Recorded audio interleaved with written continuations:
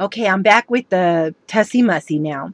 Now, as I said, I had said that I would join the Tussie Mussie swap. Now, they haven't assigned partners or anything like that, so me backing out didn't affect it anyway.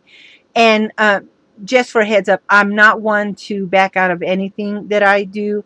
I just didn't feel that that was right for me the more I got into it, and the rules and the how it all went. And so I'm more of a structured kind of person when I do swaps. And so let me show you what I had started to make for it and ended up not doing it. And then I thought, I'm going to finish this for me. And it is Valentine's Day. So, okay, I ordered a cone off of Create for Less. And what I did was I used the paper mache cone, and I bought some poster board from the dollar store. What I did was I wrapped the poster board a few times around the cone. So this is pretty sturdy. And then I glued it in place and cut off the excess and everything. And I made my own cone. Now, as you can see, inside I got some cream colored material. It was actually a dress. Now, here's my handle, and as you can see, I accidentally punched the holes in the wrong spot. It was supposed to go this way. That's supposed to be the back. That was another reason why I was like, I'm not going to redo a new cone, because it actually wasn't as easy as I thought it would be to make the cone. And so I was like, oh, well, it's my mess up and it'll just be for me. So what I did was I made me a cone to go inside the cone. And then along the edges of the cone, I got these little brown doilies, and I cut them in half, and I just glued them around the edge so that it would look more finished up on top. And I didn't do nothing more other than on the edge, I put flat back pearls. And you can't really see them too much, but I wanted the edge to be finished. So then I got some of this seam binding that I got from Natalia, or my Natasha Scrapbook Corner, which I need to order some more because I only have a little piece left, and it's already this color. So I used some of that, and I made the handle, and then I made a bow with a couple of the strips. I think there's like 4 in there. And then before I get to that, you see this lace on here? This was from D. Elegant Embellishments, and I wrapped it, and then I did it twice, and then the last way I wrapped it, I didn't realize that it had actually turned. So you see it going the right way under, and then you see it coming back, but that was another one of my mistakes. So that's another reason. So I just figured, you know what, it's my mistake, I'm keeping it, oh well. So after I covered that, that's when I started adding everything else.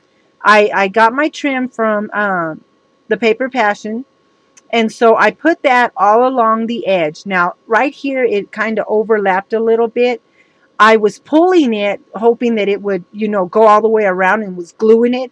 And I actually didn't need to pull it so much, and it probably wouldn't have come together. But my flaws kind of helped me to be a better crafter. So after putting that on there, I came back in. Now, I mixed a little bit of pink and a little bit of brown dye together to get that pink color, and I just threw all my things in there. So I threw that. I threw these appliques from a wedding dress, and then I also threw these little roses in there. Now, these little roses I got off of a curtain, and let me tell you, there was a whole bunch of them on there, and they're a little pain in the butt to cut, fussy cut, but once you fussy cut them, they're so pretty. And so after I had dyed them right there and that, I wrapped that around the edge, and then I finally decided to quit blinding myself with this pretty bling from One Little Dreamer, and I wrapped it around there. I just have mine. I don't have a whole lot, but the few pieces that I have in a jar, and they sit there, and every time I look at them, they just sparkle. So after wrapping that, that's when I came back in and did the handle and the bows. And there was just a little strip of this trim left from D's that I used on here. Now, this piece was rather wide, and it had rows of this. So, oops, it kind of went this way. Oh, it's sticking to that. Sorry. Um, so the trim went this way and then this way. And so what I did with the last little piece I had left, I cut the flowers and then I just made bows. And then I had these flowers in my stash. I'm not too sure where I got them from, but that's where them were from. So on the front, I layered a couple of different doilies. And then under the flower, I stuck more scraps pieces of this little piece right there. The little leaf looking portion of it and the netting. And I just stuck little pieces under here and there. And then right there, that little trim, it actually came off of a wedding dress, but it busted. And so I slowly kept losing the pearls off of it. And so what I did was very quickly, I glued them right there under it. And as you look at it, yes, it kind of went a little, I glued it too much that way instead of a little that way. So it's off-centered. And yes, I think I'm going to show you all my flaws on this. I'm sorry. I put pieces of the wedding applique that I had dyed on in the little corners right there and right there. And then you see this gorgeous, pretty pink trim. Alice, who is Alice Parsons on YouTube, she makes this trim.